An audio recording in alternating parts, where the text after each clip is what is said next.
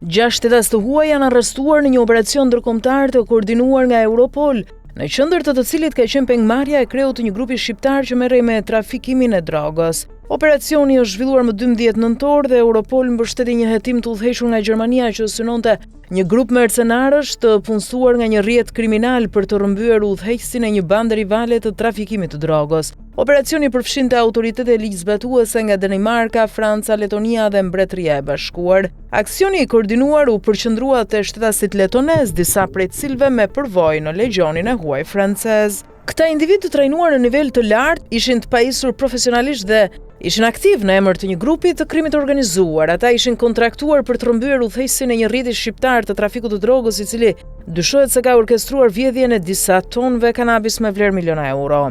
Në ditën e aksionit, 4 individu arrestuan në Danimark, Francë, Letoni dhe Mbretërinë e Bashkuar, ndërsa 2 të tjerë, të cilët ishin arrestuar në tetor 2014 në Gjermani, janë dënuar tashmë nga gjykata. Në ditën e aksionit, Europol dërgoi një ekspert në Nicë të Francës për të lehtësuar shkëmbimin e informacionit në kohë reale, edhe për të verifikuar informacionin operativ me bazat e dhënave të Europolit, duke u ofruar pistat menjëhershme hetuesve në terren. Ky operacion është i lidhur me fenomenin dhuna si shërbim, në cilin autorët ofrojnë shërbimet e tyre për të kryer akte të dhunshme në emër të sindikatave të tjera kriminale.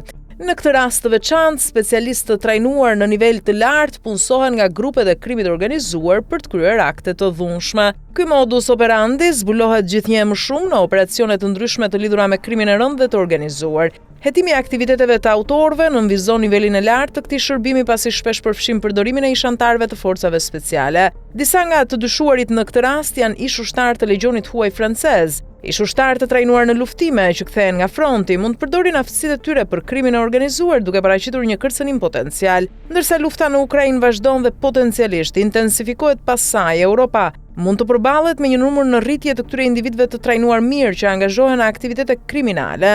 Legioni huaj francez është një forcë ushtarake elitare e ushtrisë franceze, themeluar në vitin 1831, që rekruton vullnetar nga të gjitha kombësitë për të shërbyer në Francë dhe jashtë saj. I njohur për disiplinën dhe aftësitë luftarake, legioni është një njësi për shërbim jashtë shtetit dhe ka një histori pjesëmarrjeje në konflikte të shumta franceze.